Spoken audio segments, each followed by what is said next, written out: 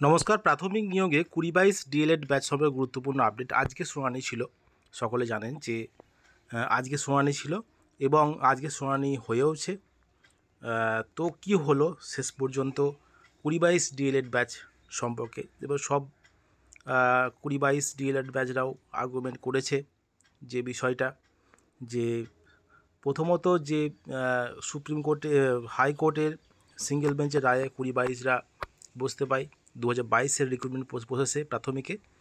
তো তার পরবর্তী সময়ে কিন্তু ডিভিশন বেঞ্চের রায় সেটা খারিজ করে দেয়।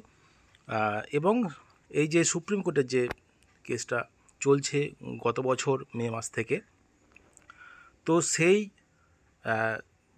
বহু দিন যাবৎ কেসটা চলতে এবং 2022 রিক্রুটমেন্ট প্রসেস স্টে পড়ে যায় এবং তার পরবর্তী সময় কিন্তু আবার সেটা পার্সিয়ালি সেটা প্যানেল প্রকাশ করে। তো বিষয়টা হলো সেটা কিন্তু সুপ্রিম কোর্টের নির্দেশেই। তো আজকে যে শুনানিটা হয়েছে, তো আজকে শুনানির পরেও কিন্তু ডেট দেওয়া হয়েছে গরমের ছুটির পর, অর্থাৎ জুলাই মাসের শেষের দিকে, প্রায় 2 মাস আড়াই মাস পর আবার পরবর্তী শুনানির ডেট দেওয়া হয়েছে। এই 20-22 শুনানিটা পরবর্তী ডেট যেটা দেওয়া হয়েছিল, প্রথমত যেটা কথা হচ্ছিল যে 16ই জুলাই, এবং সেদিন যেহেতু এসএসসির দুর্নীতি মামলার যে শুনানি আছে সেই জন্য কিন্তু আরও এক সপ্তাহ পেছিয়ে দেওয়া হয়, অর্থাৎ জুলাই মাসের শেষের দিকে কিন্তু 20-22 ডিএলএড ব্যাচের পরবর্তী শুনানি হবে।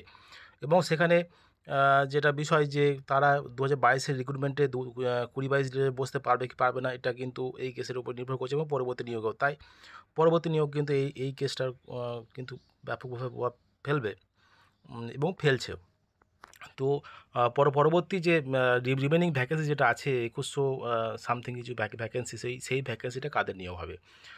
2020-22 ডিএলএড ব্যাচ প্লাস আনঅ্যাবজর্ব, না শুধুমাত্র আনঅ্যাবজর্বদের নিয়োগ হবে, এইটা কিন্তু এই কেসটার উপরই নির্ভর করছে যে পরবর্তী নিয়োগের শুনানিতে কী হয় সেটা দেখা যাক। তো এখনও পর্যন্ত কিন্তু এটাই খবর যে পরবর্তী শুনানি জুলাই মাসের শেষের দিকে।